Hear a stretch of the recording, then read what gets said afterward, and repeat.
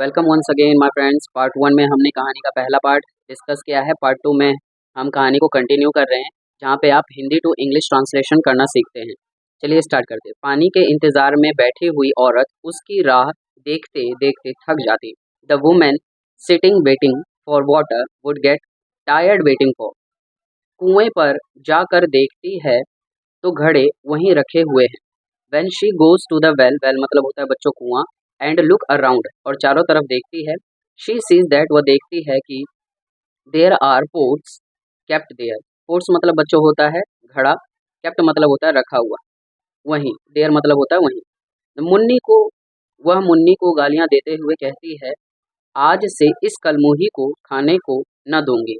She abuse Munni and says और कहती है, from today onwards आज से, onward मतलब होता है आगे से, I will not give anything to eat to evil natured person।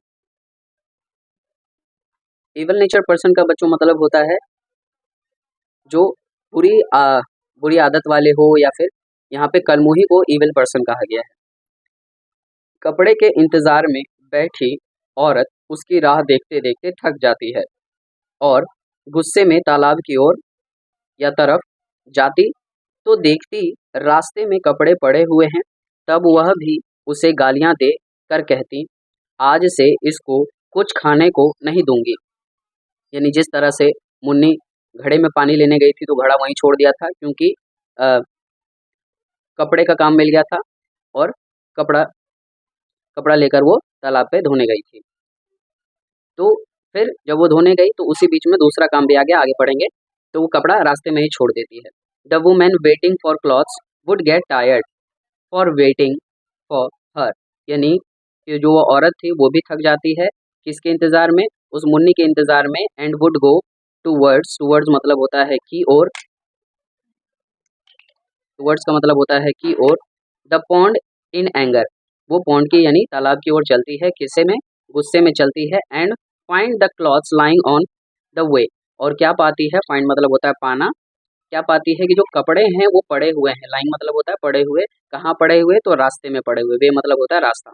She also abuse, वो भी उसे गाली देती है, किसको, हर। हर यहाँ पे मुन्नी को इंडिकेट करता है। एंड सेज और कहती है, फ्रॉम टुडे ऑनवर्ड आज से, I will not give him anything to eat, मैं इसे कुछ खाने को आगे से नहीं दूंगी।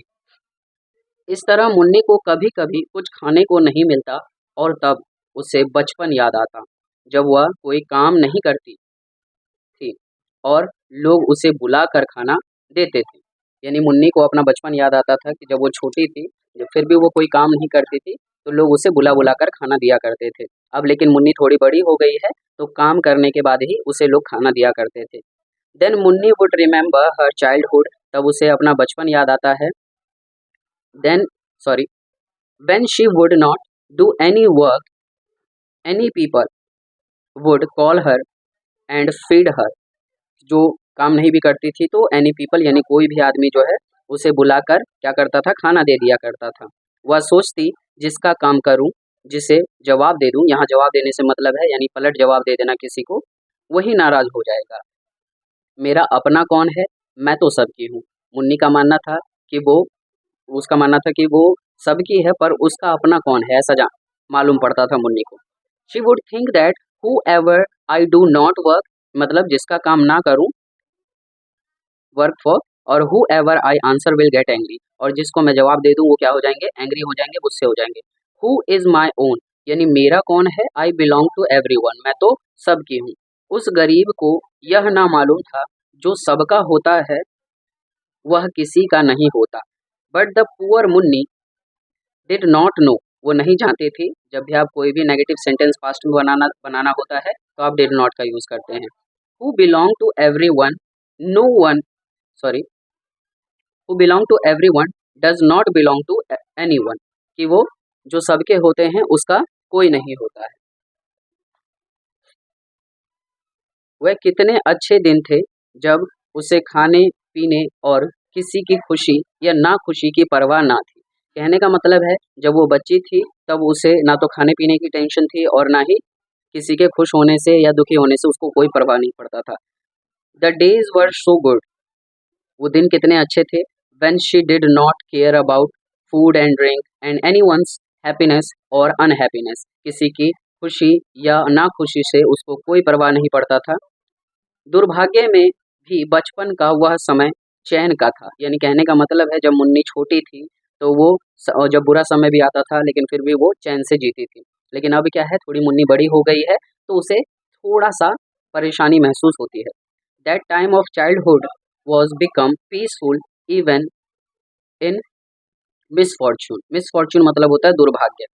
तो यानी जो उसका बचपन था, दुर्भाग्य यानी बुरे समय में भी उसका बचपन जो था वो बड़ी अच्छे से कटता था। कुछ दिन और बीते, यानी समय बीता और मुन्नी जवान हो गई। अब तक वह औरतों की थी, मतलब औरतों के लिए ज़्यादा प्यारी थी। अब वह मर्दों की भी हो गई, यानी कहने का मतलब है अब वो लोगों के यानी मर्दों के बीच में भी फेमस हो गई। अब लोग उसे देख करके उसकी ओर अट्रैक्ट होते थे, यानी मेंस की बात की जा रही है। सम मोर डेज पास्ट, कुछ और दिन बीते। मुन्नी बिकम यंग, मुन्नी बड़ी हुई। Till now belong to women, अभी तक वो सिर्फ औरतों की थी। Now she is lover of man, अब आदमी भी उसके क्या हो गए, दीवाने हो गए। पार्ट 3 के लिए कमेंट करें। तब तक के लिए बाय बाय।